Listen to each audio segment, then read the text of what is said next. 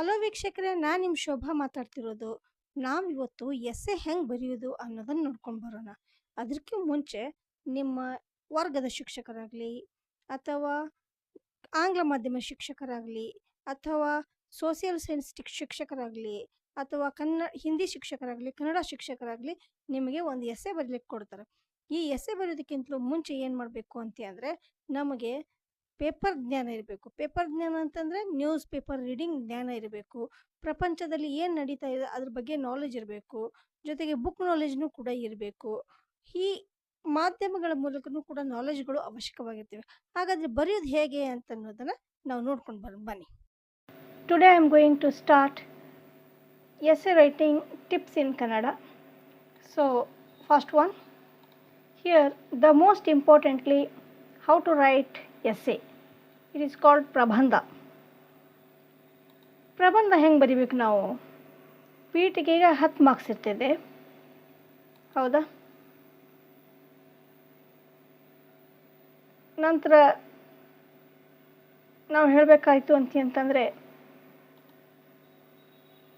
ನಿರೂಪಣೆಗೆ 80% marks ಇರ್ತೈತೆ.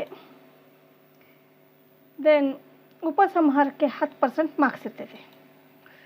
ಹೀಗಾಗಿ ಪ್ರಬಂಧ ಬರೀಲಿಕ್ಕೆ ಮುಖ್ಯವಾದದ್ದು ಏನಪ್ಪ ಅಂತಂದರೆ ಮುಖ್ಯವಾಗಿ ಬೇಕಾದ ವಿಷಯ ಆಯ್ಕೆ ಇರಬೇಕು. ಒಟ್ಟಾರೆ ಎಕ್ಸಾಮ್ದಲ್ಲಿ 3 ವಿಷಯಗಳನ್ನು ಕೊಟ್ಟಿರ್ತಾರೆ, ಅದರ ಬಗ್ಗೆ ನಿಮಗೆ ಮಾಹಿತಿ ಇರಬೇಕು. ಮಾಹಿತಿ ಸಂಗ್ರಹ ಮಾಡ್ಕೊಂಡಿರಬೇಕು. ಮುಂಚೆನೇ ನ್ಯೂಸ್ ಪೇಪರ್ ಓದ್ತಿರ್ತೀರಿ, ಅದರಿಂದ ನಾಲೆಜ್ ಇರಬೇಕು. ಕ್ವಿಜ್ ನೋಡ್ತಾ ಇರ್ತೀರಿ ಅಥವಾ ಕೇಳ್ತಾರೆ, ಅದರಿಂದ ಮಾಹಿತಿ ಸಂಗ್ರಹಿಸ್ಬೋದು. 3ನೇದು ವಿಷಯಗಳನ್ನು ಕ್ರಮಬದ್ಧವಾಗಿ ಜೋಡಿಸ್ತಾ ಇರಬೇಕು. ಜೋಡಿಸೋದು ಒಂದು ಕಲೆಯನ್ನು ಕಲ್ತ್ಕೋತಾ ಇರಬೇಕು. ಲಾಸ್ಟ್ ಪರಿಶೀಲನೆ. ನೆಕ್ಸ್ಟ್ ಹೇಳಬೇಕಂದ್ರೆ ಪ್ರಬಂಧ ಎಂದರೆ ಪದಗಳ ಬಂಧ. ಯಾವುದು ಇರಬೇಕು ಯಾವುದು ಇರಬಾರ್ದು ಅನ್ನೋದನ್ನು ನಾವು ನೆಕ್ಸ್ಟ್ ನೋಡೋಣ. ಓಕೆ, ಪ್ರಬಂಧದಲ್ಲಿ 3 ಭಾಗಗಳು ಮತ್ತು 3 ಹಂತಗಳಿದಾವೆ. ಪ್ರಸ್ತಾವನೆ ಅಂದರೆ ಪೀಠಿಕೆ, ವಿಷಯ ವಿಸ್ತಾರ, ವಿಷಯ ನಿರೂಪಣೆ, ಉಪಸಂಹಾರ ಅಥವಾ ಮುಕ್ತಾಯ. ಇವು 3 ಇಂಪಾರ್ಟೆಂಟ್. ಹಾಗಾದರೆ ಯಾವುದಿರಬೇಕು? ಉತ್ತಮ ಬರವಣಿಗೆ ಇರಬೇಕು, ಸ್ವಂತಿಕೆ ಇರಬೇಕು, ಆಸಕ್ತಿ ಇರಬೇಕು, ಸ್ಪಷ್ಟತೆ ಇರಬೇಕು. ನಾವೇನು ಬರಿತಾ ಇದ್ದೀವಿ ಅದ್ರ ಬಗ್ಗೆ ಸ್ಪಷ್ಟತೆ ಇರಬೇಕು. ವ್ಯಾಕರಣ ಬದ್ಧತೆ ಇರಬೇಕು. ಫುಲ್ ಸ್ಟಾಪ್, ಕಾಮ ಅವೆಲ್ಲ ನೋಡ್ತಾ ಇರಬೇಕು. ಗಾದೆಗಳು, ಸೂಕ್ತಿಗಳು, ನುಡಿಗಟ್ಟುಗಳು ಉಪಯೋಗ ಮಾಡ್ತಾ ಇರಬೇಕು. ಬಹಳ ಚೆನ್ನಾಗಿರ್ತದೆ. ಅವಲೋಕನ ನೋಡಬೇಕು. ನಾವು ಏನು ಬರೆದಿದ್ದೀವಿ, ತಪ್ಪಾಗಿದೆಯೋ ಸರಿಯಾಗಿದೆಯೋ ಅಂತ ನೋಡಬೇಕು. ಭಾಷೆ ಮತ್ತು ಬರವಣಿಗೆ ಸ್ಪಷ್ಟವಾಗಿರಬೇಕು. ಯಾವುದು ಬೇಡ ಹಾಗಾದರೆ ನಮಗೆ? ಪದೇ ಪದೇ ಗೀಚೋದು ಬೇಡ, ಪದಗಳ ಪುನರಾವರ್ತನೆ ಬೇಡವೇ ಬೇಡ, ವಿವಾದಾತ್ಮಕ ಹೇಳಿಕೆ ಅಂತೂ ಇರಲೇಬಾರ್ದು. ಓಕೆ, ನೆಕ್ಸ್ಟ್ ಹೋಗೋಣ. ಮಕ್ಕಳಿಗೆ ಬೇಕಾದ ಪ್ರಬಂಧಗಳು 5, 6, 7, 8, 9 ಮತ್ತು 10ನೇ ತರಗತಿಗಳ ವಿದ್ಯಾರ್ಥಿಗಳಿಗೆ ಅವರ ಬುದ್ಧಿವಂತಿಕೆಗೆ ಮತ್ತು ಸಾಮರ್ಥ್ಯಕ್ಕೆ ತಕ್ಕ ಹಾಗೆ ವಿಷಯಗಳನ್ನು ಕೊಡಬೇಕು. ಅವು ಅವರಿಗೆ ಬರೆಯೋದಕ್ಕೆ ವಿಷಯ ಸಂಗ್ರಹಿಸಿರಲೇಬೇಕು ಅವರು. ಜೊತೆಗೆ ಭಾಷಾ ಸಾಮರ್ಥ್ಯ, ಬರೆಯುವ ಸಾಮರ್ಥ್ಯವಿರಬೇಕು. ಅವುಗಳಲ್ಲಿ ವಿಜ್ಞಾನ ಮತ್ತು ತಂತ್ರಜ್ಞಾನ, ಪರಿಸರ ಮತ್ತು ಸಾಮಾಜಿಕ ಪಿಡುಗುಗಳು, ನೈತಿಕ, ಸಾಮಾಜಿಕ ಹಬ್ಬಗಳು, ರಾಷ್ಟ್ರೀಯ ಹಬ್ಬಗಳು ಮತ್ತು ಸಾಂಸ್ಕೃತಿಕ ಹಬ್ಬಗಳು ಇತ್ಯಾದಿ ವಿಷಯಗಳನ್ನು ಕೊಡ್ಬೋದು. ಇವುಗಳಲ್ಲಿ ಮತ್ತೆ ನಾವು ಹಬ್ಬಗಳು ಮತ್ತು ಸಂಸ್ಕೃತಿಗಳು ಅಂತೇಳಿ ಹೇಳಬಹುದು. ನಮ್ಮ ರಾಷ್ಟ್ರೀಯ ಹಬ್ಬಗಳು ದೀಪಾವಳಿ, ದಸರಾ, ಯುಗಾದಿ ಕೊಡಬಹುದು. ಯಾವುದಾದ್ರೂ ಒಂದು ಕೊಡಬಹುದು. ಕನ್ನಡ ರಾಜ್ಯೋತ್ಸವ, ರಾಷ್ಟ್ರೀಯ ಹಬ್ಬಗಳ ಮಹತ್ವ, ನೈತಿಕತೆ ಮತ್ತು ಸಾಮಾನ್ಯ ಜ್ಞಾನ, ಕೃತಜ್ಞತೆ, ಪುಸ್ತಕಗಳ ಮಹತ್ವ, ನನ್ನ ನೆಚ್ಚಿನ ಶಿಕ್ಷಕ ಅಥವಾ ಶಿಕ್ಷಕಿ, ಶಿಸ್ತು, ಸಮಯ ಪ್ರಜ್ಞೆ, ಪ್ರಾಮಾಣಿಕತನ, ಇವುಗಳನ್ನೆಲ್ಲ ಕೊಡಬಹುದು. ಹಾಗೆ ವಿಷಯಗಳು ಹೆಂಗಿರಬಹುದಪ್ಪ ಅಂತಂದರೆ ಸಾಮಾಜಿಕ ಜಾಲತಾಣ ಮತ್ತು ವಿಜ್ಞಾನ ಕೊಡಬಹುದು.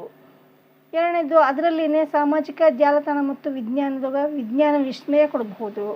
ಮೊಬೈಲ್ ಫೋನ್ ಬಳಕೆ, ಸಾಮಾಜಿಕ ಜಾಲತಾಣ ಮತ್ತು ವಿದ್ಯಾರ್ಥಿಗಳು, ಪರಿಸರ ಮತ್ತು ಸಾಮಾಜಿಕ ವಿಷಯದಲ್ಲಿ ನಾವೇನು ಕಾಣಬಹುದು, ಇಂಥವುಗಳನ್ನು ನೀವು ಕೊಡಬಹುದು.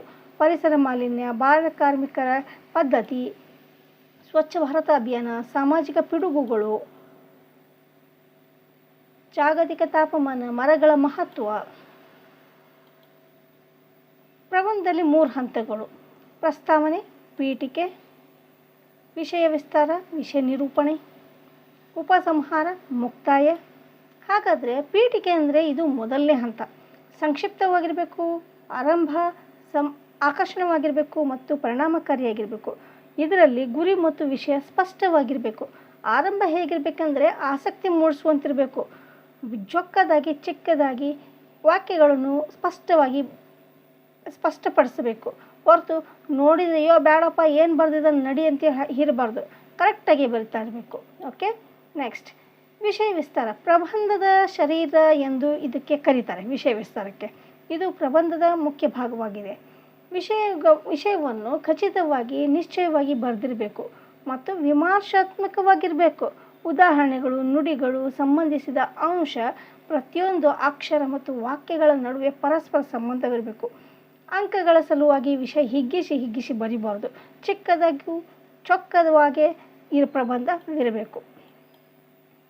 ಸಾಮಾನ್ಯ ಮತ್ತು ಶಾಲೆಗೆ ವಿಷಯಗಳಿಗೆ ಸಂಬಂಧಿಸುವುದು ಯೋಗದ ಮಹತ್ವ, ಶಾಲಾ ವಾರ್ಷಿಕೋತ್ಸವ, ಆದರ್ಶ ವಿದ್ಯಾರ್ಥಿ, ಇಂಥವುಗಳನ್ನು ನಾವು ಬರೀಬಹುದು. Share with your friends this video. ಉಪಸಂಹಾರ ಹೆಂಗಿರಬೇಕು?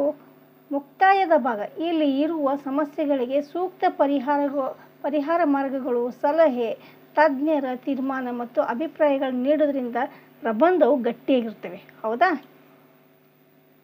Thanks for watching. Thank you. Please share this with your friends and subscribe to my channel. Yours Shobha.